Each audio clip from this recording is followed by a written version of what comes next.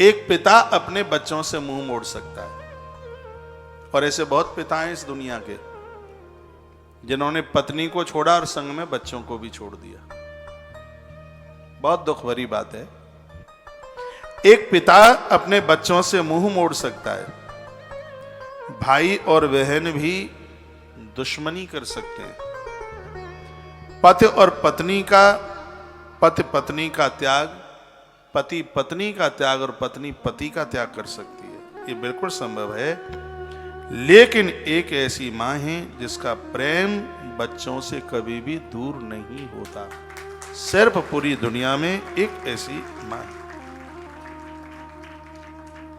अपने बच्चों को जो अपने आप से कभी अलग नहीं कर सकती। अब्राहम लिंकन, इसको कभी पढ़ें टाइम मिले तो। अब्राहम लिंकन ने कहा था कि जिसके पास एक ईश्वर के तुल्य मां है, वह बेटा जीवन में कभी गरीब नहीं हो सकता। अब्राहम लिंकन के शब्द थे। जिनके पास मां है वो कभी दरिद्र नहीं हो सकता। जिसके पास मां है वह कभी गरीब हो नहीं सकता, दरिद्र नहीं हो सकता। मां वह संपदा है। जन्मभूमि और जन्म देने वाली मां, ये दोनों स्वर्ग से भी बढ़कर के हैं। भगवान श्री राम के शब्द। उन्होंने विभीषण को कहा था, विभीषण लोभ दे रहे थे, कहते हैं सोने की लंका है प्रभु, इसको तुम संभालो, गद्दी पर अच्छे लगोगे।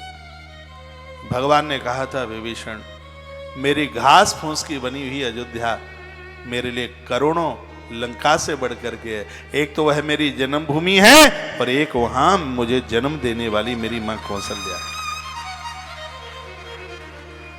जननी जन्मभूमिशा स्वर्गादपि गरीयसी।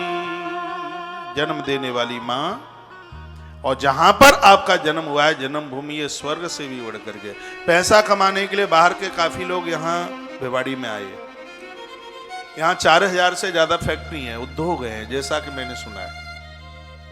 लाखों की संख्या में बाहर से काम करने वाले लोग यहाँ पर पहुंचे हैं। मेरी व्यासपीठ कहना चाहेगी, दो चीजों को कभी भुलाना मत। एक, जिसने तुम्हें जन्म दिया है वो, साल में एक आध बार या तो उन्हें अपने पास माता पिता को बुलाओ या तुम उनके पास जाओ। और एक, अपनी जन्मभूमि को भी कभी मत भुलाना, क्योंकि हमारे ग्रंथ कहते हैं स्वर्ग से भी बढ़कर के जननी जन्मभूमि शा स्वर्गादपि गरीयसी। ये स्वर्ग से भी ज्यादा महत्व रखती है। वहां आपके कितने पूर्वजों की नाभि की नाल वहां पर गड़ी हुई है। ये जन्मभूमि तुम्हें समृद्ध बनाती है।